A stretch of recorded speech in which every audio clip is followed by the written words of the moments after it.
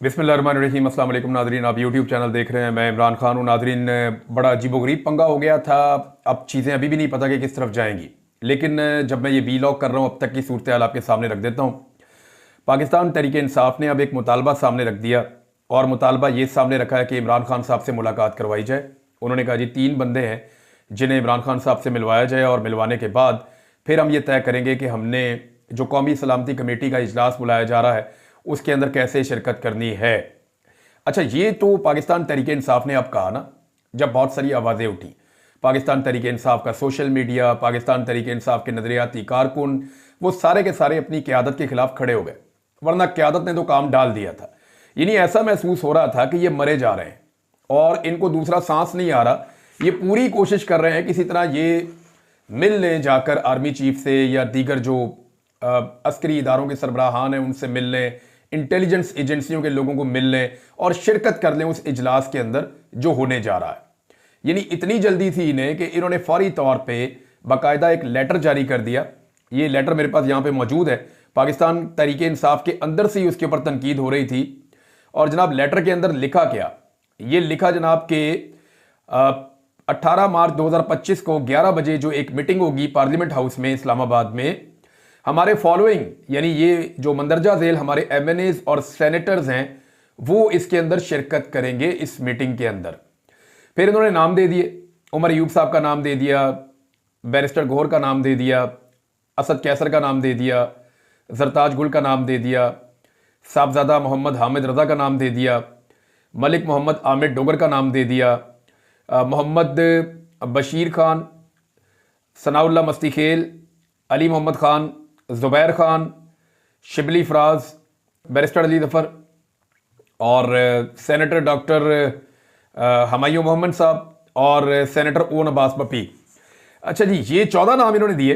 इनमें से 8-9 नाम जो हैं वो खैबर पख्तूनख्वा के हैं, लेकिन हैरत की बात यह है कि इनमें ज़्यादातर लोग जो हैं वो होम्योपैथिक हैं। यानी एस्टेब्लिशमेंट अगर खुद कोई लिस्ट बना कर देती तो इससे मुख्तलिफ ना होती, मिलती जुलती यही होती। इक्का दुक्का लोगों को निकाल कर, ज़्यादातर यही लोग होते, वो ये चाहते कि यही लोग आएँ और आकर हमारे सामने बैठें, क्योंकि फिर सुम्मुन बुकमुन यानी खामोशी के साथ बैठकर ये सुनने वाले लोग हैं, ये तो किसी किस्म की मुदाखलत में यकीन ही नहीं रखते और एस्टेब्लिशमेंट के साथ किसी किस्म का झगड़ा भी नहीं चाहते। अभी जो इस्लामाबाद के अंदर वहाँ कुछ जर्नलिस्ट हैं, उन्होंने मेरे से रब्ता किया, उन्होंने बताया, और ये वो जर्नलिस्ट हैं जो कीमतें अदा कर रहे हैं। वो जर्नलिस्ट हैं जिनको ऑफ एयर कर दिया गया है, जिन्हें सिर्फ इसलिए कि वो इमरान खान साहब की जो बयानात हैं या इमरान खान साहब का जो एक नैरेटिव है वो पाकिस्तान के लोगों तक पहुंचाने का काम कर रहे हैं, उस वक्त जबकि रियासत ने मना कर दिया। रियासत ने सख्ती से मना किया कि जी इमरान खान साहब की बात लोगों तक नहीं पहुंचानी।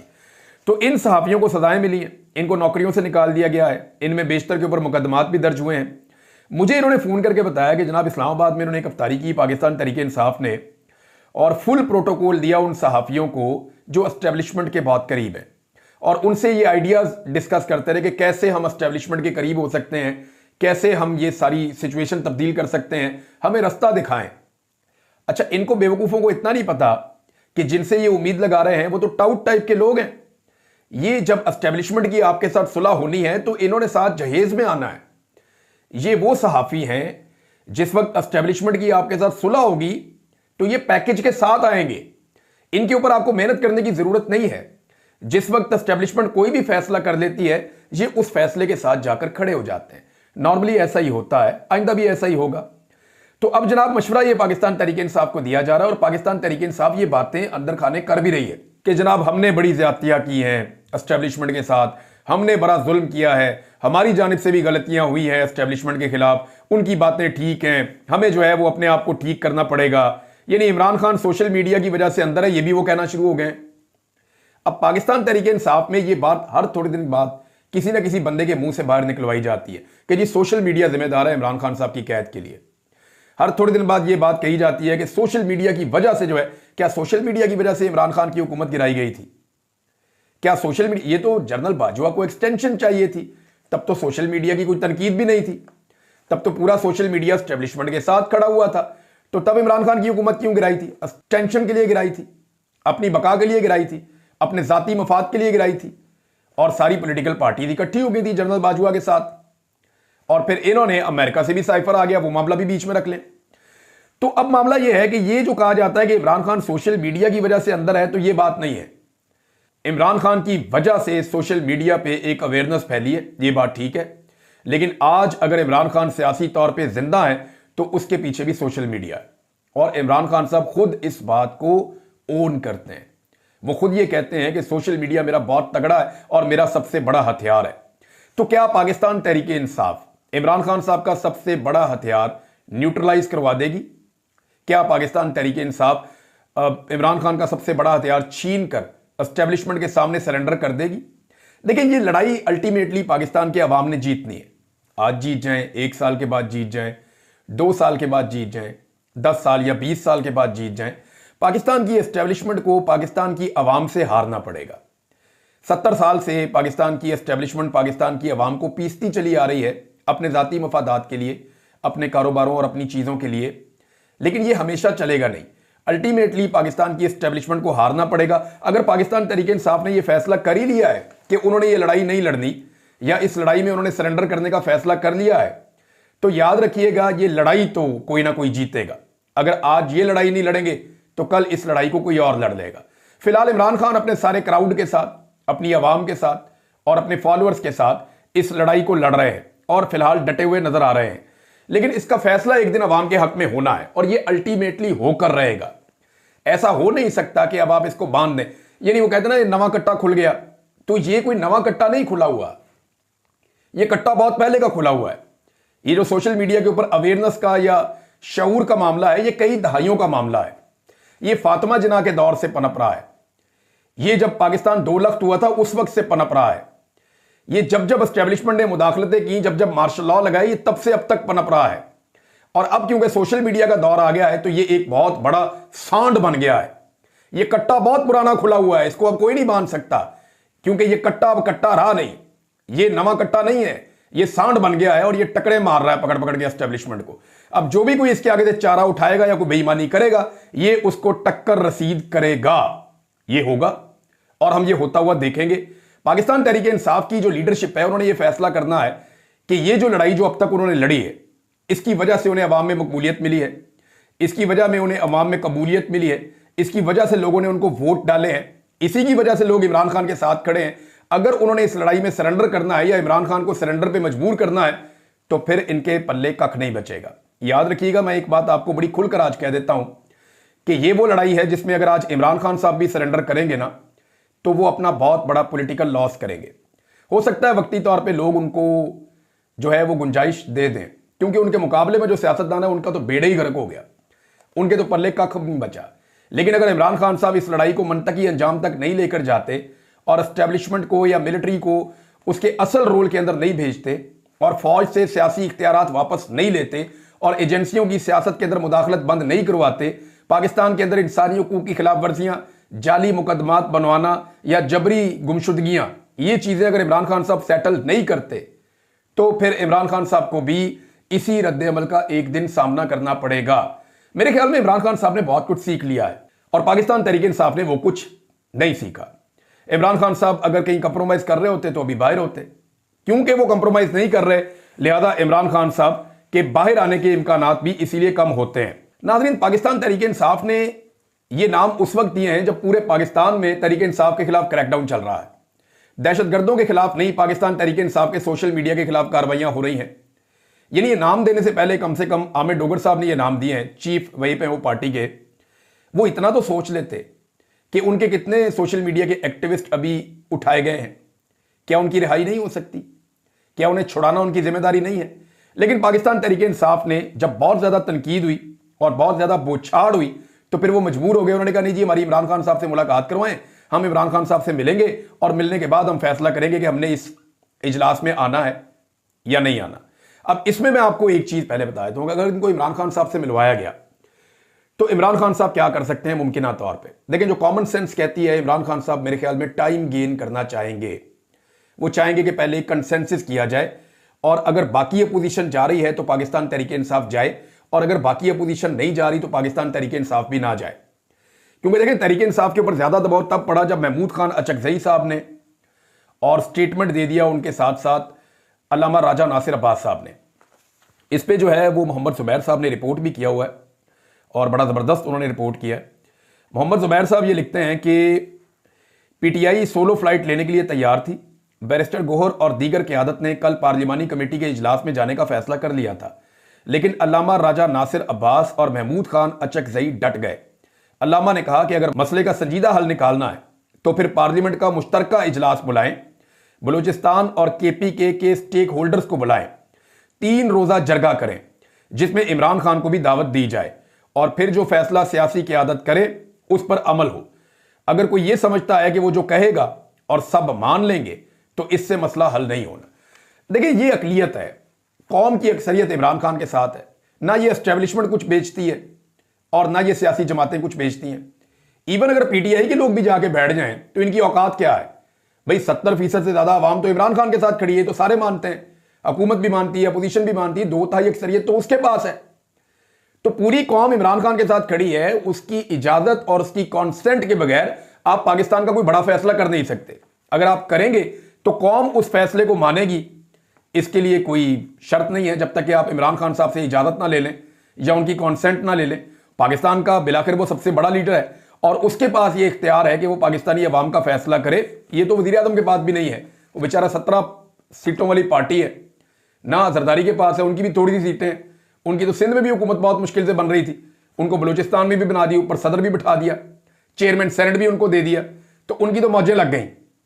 और आजकल ये लोग बंदरबांट कर रहे हैं कि जब पंजाब में आप मुझे इतना हिस्सा दे दें, सिंध में आप मेरे से इतना हिस्सा ले लें, इतने मुझे आप सवाबदीदी फंड दे दें, इतने अरब मुझे दे दो, इतने अरब मेरे बंदों को दे दो, गवर्नर को ये इख्तियार दे दो, उसको ये पैसा दे दो। इस चक्कर से बाहर पीपल्स पार्टी और पीएमएलएन आ ही नहीं रहे। अब मामला यह है नाजरीन के पाकिस्तान तहरीक इंसाफ फंस गई जब अल्लामा राजा नासिर अब्बास और महमूद खान अचकजई खड़े हो गए और उन्होंने कहा जी तहरीक तहफ़्फ़ुज़ आईन पाकिस्तान वाले तो बाइकआउट कर रहे हैं, हम तो जनाब इसका हिस्सा नहीं बनते क्योंकि ये नाइंसाफ़ी हो रही है और ये काम ठीक नहीं हो रहा। अब इस पर फवाद चौधरी साहब का एक रद्द-ए-अमल है। देखिए, रद्द-ए-अमल फवाद चौधरी साहब ने ठीक दिया, आप उनसे जितना मर्जी इख्तलाफ करें। वो ये कहते हैं तहरीक इंसाफ की क़यादत की बचकाना सियासत का अंदाज़ा इससे लगा लें कि अपने इत्तेहादियों से मशवरा नहीं किया, अपने कायद इमरान खान से मशवरा नहीं किया, मौलाना फजल रहमान से बात की ज़रूरत नहीं समझी, शाहिद खाकान अब्बासी को नहीं पूछा, जीडीए को नहीं पूछा और ओवर एक्साइटमेंट में कि जनाब हमने आर्मी चीफ को देखना, जाके हमने डीजीआईएसआई को देखना, हमने बाकी बंदों को जाके देखना है, इतने एक्साइटेड थे ये कि खुद ही इस बेवकूत इजलास में हुकूमती दावत पर मुंह दिखाने के लिए तैयार हो गए। इस नाबालिग सियासी क़यादत से पाकिस्तान तहरीक इंसाफ और इमरान खान की ज़ात को शदीद खतरात लाहक हैं।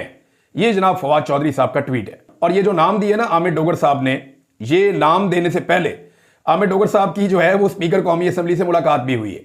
यानी आप अंदाजा करें कि जो जाली फार्म 47 पे आकर बैठे हुए ना, ये उनको जा जाके जफ्फियां डालते हैं, ये चीज़ों को नॉर्मलाइज कर रहे हैं। पाकिस्तान तहरीक इंसाफ के जो बाहर मौजूद लोग हैं वो बहुत डेस्परेट हैं, वो ये चाहते हैं कि कुछ भी करके एस्टेब्लिशमेंट के साथ उनकी कोई ऐसी सुलह हो जाए कि हमारे मामला ठीक हो जाए।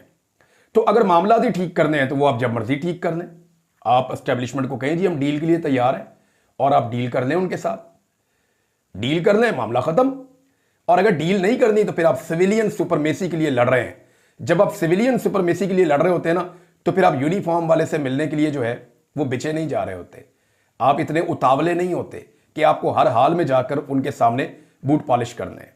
ये फिर जरूरी नहीं होता ना, गैर जरूरी होता है। जो ये बंदे जिनके नाम दिए गए हैं ये तो सवाल ही नहीं उठा सकते। पहले मैं आपको बताता हूं कि शाहिद खटक साहब ने क्या कहा, यह भी बहुत इंपॉर्टेंट है।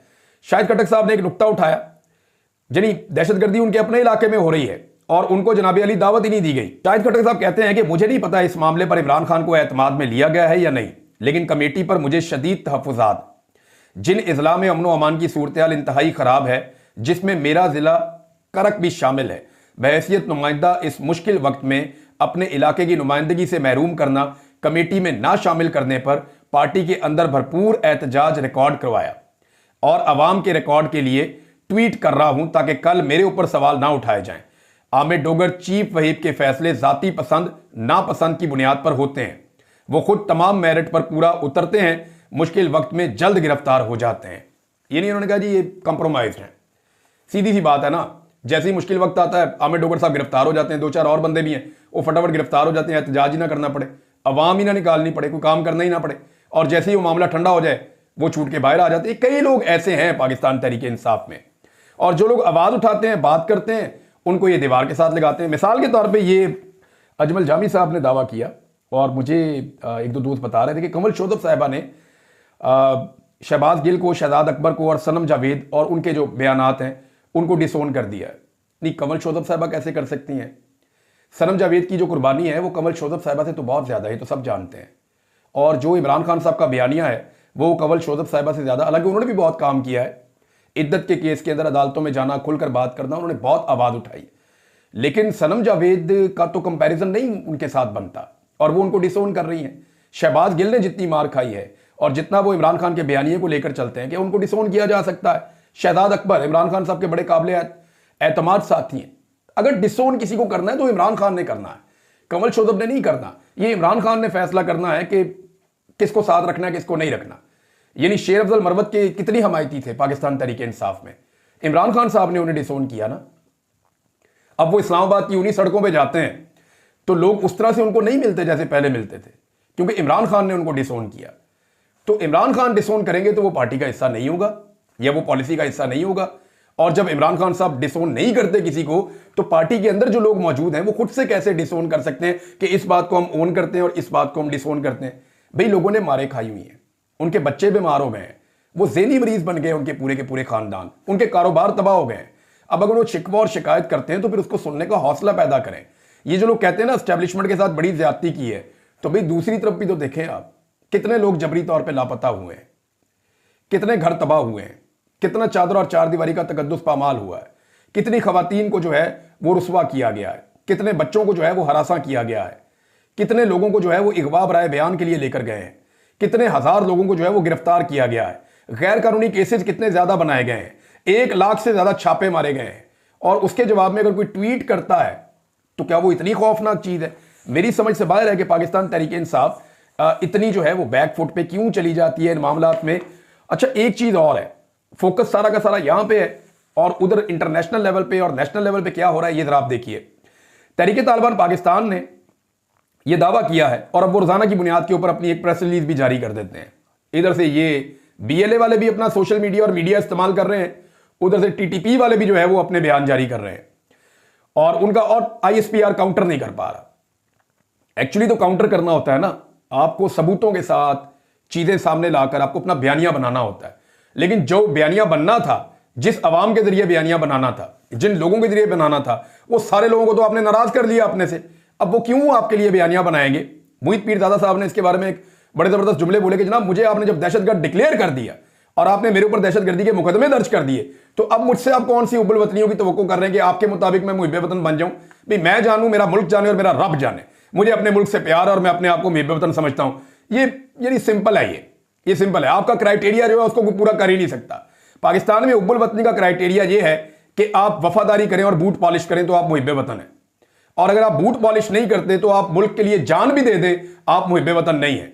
आज शहीद अरशद शरीफ जो है उनको ये क्या कहते हैं? वो तो इनसे इख्तलाफ करते थे, लेकिन बूट पॉलिश करने से उन्होंने इनकार किया, तो उन्हें क्या कहेंगे ये? उन्हें क्या कहेंगे ये? आज भी उसको इंसाफ नहीं दे रहे। यहां से आप अंदाजा कर लें। TTP ने दावा किया जी 24 घंटों में 32 हमले उन्होंने किए।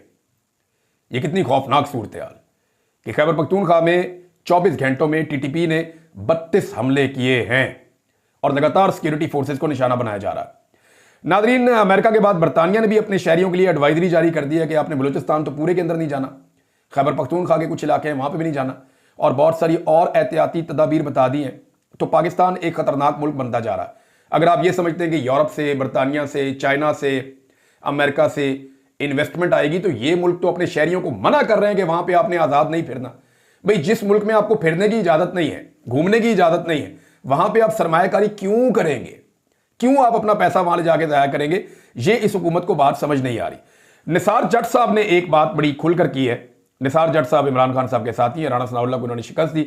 उन्होंने कहा जी मैं आपके प्रोग्राम में ये इंकशाफ कर रहा हूं, हामिद मीर साहब के प्रोग्राम में थे। उन्होंने कहा कि 2021 में जनरल बाजवा ने तालिबान को दोबारा आबाद करने की तजवीज दी थी, जिसे PTI ने मुस्तरद कर दिया था। मैं आपको बता रहा हूं ना, PTI में शदीद इख्तलाफात थे, वो ये नहीं करना चाह रहे थे। लेकिन 2023 में तालिबान को दोबारा पाकिस्तान में आबाद कर दिया गया, जब शहबाज शरीफ की हुकूमत थी।